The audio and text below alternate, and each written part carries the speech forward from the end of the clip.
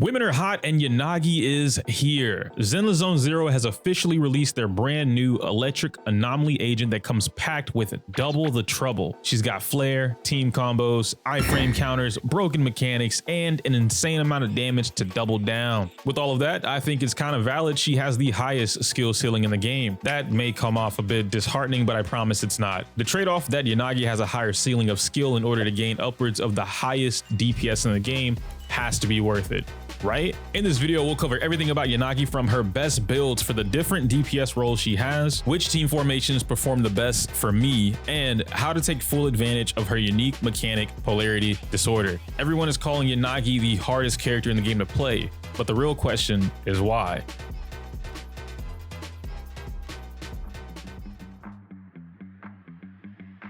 Starting things off, Yanagi is all about clean execution, flashy combos, and Zenless's most underrated mechanic in the game, Disorder. The first part of understanding Tsukishiro-san is getting familiar with her two stances, Kaganai and Saikyo. Kaganai will more than likely be referred to as the slashing stance by the community because of its lightning fast, wide-ranged attacks. This stance gives Yanagi an electric damage buff, which leads me to believe you'll want to do most of your startup damage in this stance. Now, contrary to this stance is Saikyo, a much more vertically designed stance that focuses on invulnerable dash attacks and launching multiple enemies at once. So now you see why it's kind of fitting that this stance gives Yanagi a 10% pin ratio buff. The best part about having two different stances is that she can weave them together to form an endless combo while keeping both of those buffs, or at least however long endless is until the enemy dies. That's because she has an incredibly useful shortcut built into multiple parts of her kit. If you press her skill after anything beyond the third attack in her combo, you'll activate her stance change and continue the combo from another third hit. Why that's important is because all hits after the third are multi-slashing electric attacks. This is how she builds up so much electric anomaly for herself before adding a teammate. Yanagi even has the cool sway mechanic designed into the skill itself. As of CE server, a lot of folks have been calling this a parry, but it's not a parry or a block or any type of defensive mechanic. To be fair, it is a literal sway. Think of Steve Fox from Tekken. Post-editing EO here, this is an impact frame. The dude jumps up, Yanagi is going to dash backwards. You're gonna see this kind of like bluish wave appear. That's the impact frame. And then she's going to attack. So she has both, and I think that's pretty cool. But anyway, at a base level, your game plan is to set an anomaly onto the enemy, then trigger Yanagi's specific Polarity Disorder as many times as possible by using her EX skill. This is gonna put you in her Shirabansho state, I think I pronounced that correctly, allowing you to seamlessly string dash combos together. There's some very specific tricks to this unique mechanic for her that will make or break someone trying to main Yanagi, but I'll talk about that later. For a quick comparison, this is what Yanagi's damage looks like in its base form, without any external buffs from the other team members.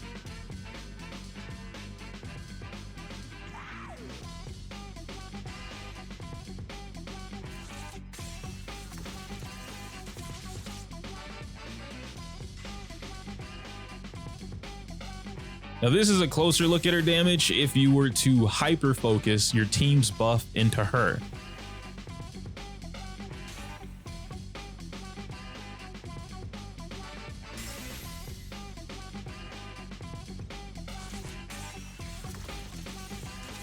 It's over 1 million! In all seriousness, I love that she has a good entry floor to damage that can easily jump up to absurd numbers depending on the team. What gives her more or less damage isn't just tied to the team though. It'll mostly come down to how you play Yanagi. This is the part where I double down with what I've been saying on Twitter and tell you guys how Yanagi is quite literally the first character that has the highest skill ceiling since Ellen. I know this can come off as a worrisome thing to a lot of players who just want to mash buttons, and you can still do that technically. Just know that you're leaving an insane amount of damage on the board, and it's definitely worth learning how to maximize her potential in team combos. Don't worry about it too much though.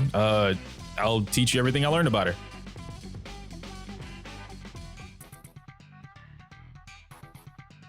Gear on Yanagi is pretty straightforward. You're either running a main DPS Yanagi or a burst DPS Yanagi, and yes, the decision drastically changes how you're gonna build her. Also, for simplicity's sake, the majority of my combat tests were performed with an M0 S1 Yanagi. Her W engine is too good, and quite frankly, there is no exact alternative, free to play or pay to win. None of these engines currently in the game are giving Yanagi what she wants compiled into one engine: anomaly buildup rate, AP efficiency, and disorder damage boost specifically. However, the other engines like Weeping Gemini and even Roaring Riot felt like 4-star versions of her weapon without the extra fluff of disorder damage and electric buildup. You're still kind of missing the quarter's worth of disorder damage though. Now let me break down the differences between main and burst DPS Yanagi. Main DPS Yanagi's primary focus is to build shock anomaly as much as possible in order to pop double disorders with every skill. For that, 4-piece Thundering Metal with a 2-piece pin gave me the best results. Hormone Punk or an anomaly proficiency sec works for the 2-piece if you need the extra stats, but the real problem is that Yanagi wants a lot as a main DPS: attack, crit, and anomaly stats. The crit is the least needed, but helps clean up your runs because of how many slashes she lands. In another team, burst DPS Yanagi is all about stealing turns, so to speak, and yeah, I did air quotes there. While main DPS Yanagi wants to constantly be on field, a burst playstyle wants to pop in and pop out only when someone else has triggered an anomaly effect. That's when you'll need to bring Yanagi on field to trigger as many polarity disorders as possible before the anomaly effect disappears. And that much is easy to tell in the game now because enemies have this little glowing aura around them, or this outline, to tell you what anomaly is in effect. For this build, you want to run a 4-piece Swing Jazz because the energy regen off field significantly helps her get skills as often as possible when she comes in. The set also buffs her ultimate damage and it buffs everyone else's damage on the team, so all of the anomaly procs do more overall. Your 2-piece should always be an anomaly proficiency booster unless you can hit 300 AP without it, because this is going to help her with her own anomaly damage after she's done building the gauge, so the main unit on field gets big disorder damage all the time. Now, if you can sneak in 300 AP without the 2-piece, then I'd aim for a 2-piece shock set.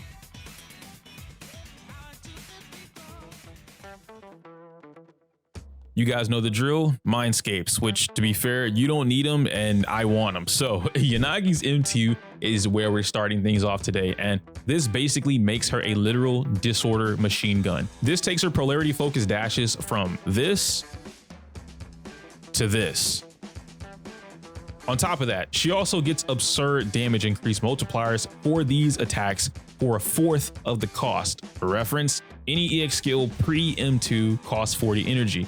With M2, only the first EX skill costs 40 energy, then every thrust after that costs 10 until you run out. M6 is the next bang for your buck Mindscape that will give her the biggest impact. Remember the Shinra Bansho state, the mode that lets her string infinite electric attacks together and skip her basics? Yeah, M6 extends the duration of that state by 30 seconds. Then it increases the damage of her EX special by 20%. It also increases her Polarity Disorder Thunderbolt damage thing to 4 instead of 1. Oh, and it halves the cost of her electric thrust after the first EX skill, so this Mindscape is dumb, but it's absolutely worth seeing at least once in your Zenless Zone gacha lifetime. That's why well friends exist.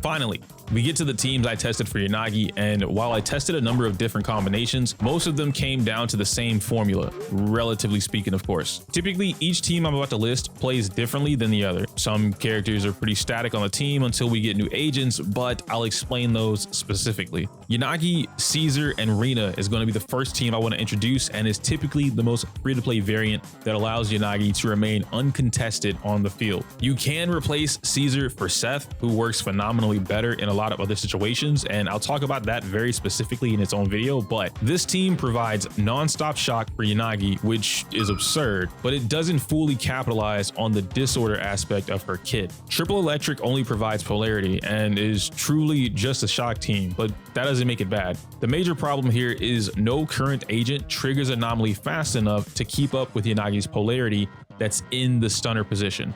Caesar is the new go-to, but playing this team optimally doesn't allow you to focus on polarity disorders while stunning the enemy and building physical anomaly in a timely fashion. Then we have Rina's pin ratio, which adds a pretty big chunk for Yanagi and provides solid quick assist opportunities for her. But now you have more time-based mechanics to keep track of, like Rina's puppets, on top of paying attention to each anomaly build-up to make sure you don't miss a disorder for Yanagi. Caesar and Seth here fill the same role but play vastly different when it comes to optimizing their stun value.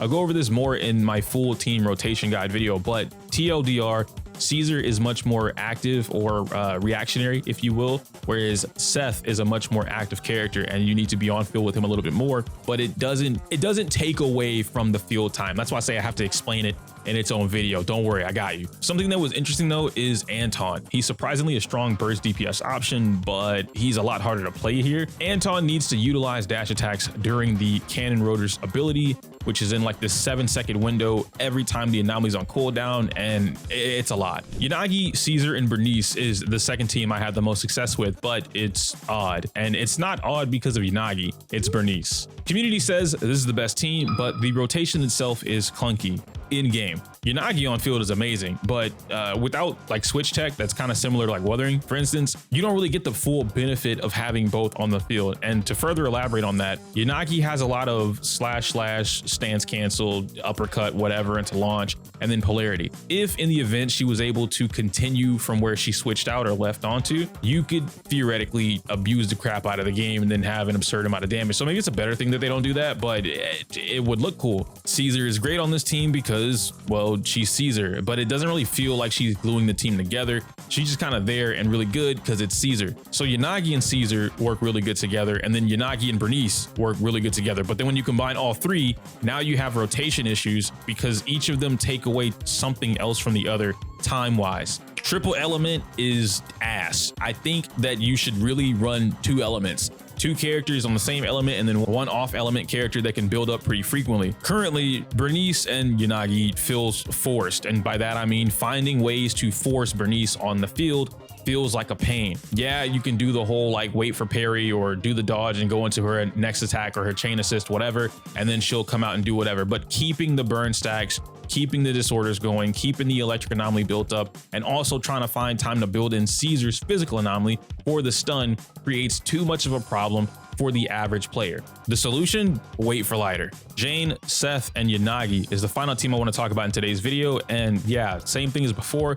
You can just swap out Seth with Caesar if you're more comfortable with it, but they perform differently depending on what you're fighting. And I think that's something that's not talked about often enough, but yeah, we'll talk about it later. Personally, I believe this is the best team for both Yanagi and Jane. Yanagi gains energy off field through swing jazz, manipulates disorders back to back, then just goes right off the field. Kind of like a Pokemon. Seth is the free-to-play option here, but only boosts Jane. Works amazing as a double electric anomaly, but he's not needed because of how frequent and fast Yanagi builds it up for herself. Seth is more favorable against hectic characters like Shadow Jane because he is one of the only characters in the game with a actual interrupt. On the other hand, Caesar is the premier option and boosts the entire team. Stronger shield and manual parries, overall a much stronger universal defense. Lastly, Jane constantly dishes out patch and state assaults that are taken advantage of by Yanagi's polarity. From what I could test, these two together are the new strongest combo in the game, and they're both DPS units. That's insane. Right now, Yanagi's only flaw is whether or not you want to put in the work to learn her properly. From rotations, combos, team combos, DPS roles, and so on. She isn't the type of character that rewards someone for mashing the attack button mindlessly. I'm not saying you need to break your fingers and be a pro or nothing like that, but you should at least understand how to manipulate her kit to the fullest extent. Otherwise, what's the point? Yanagi is by far the character I've had the most fun exploring in all aspects of the word. She's an amazing agent that allows me to continue playing her alongside some of my favorites like Jane and Ellen, but also lets me shift the focus to her being the main focus point with a partner like Bernice. Yanagi opened another door for me to dive deeper into the strategic playstyles that exist with Zenless, even if the game doesn't force me to do it. The players that benefit most from grabbing Yanagi are those who have already started investing into the anomaly team comps. Those looking to jump into the growing archetype, Yanagi's an amazing pickup for you, but you'll need to essentially work backwards for now until you can get a stronger team that excels at manipulating her polarity disorder. Tsukishiro Yanagi gets a heavy pair of 4. out of 5.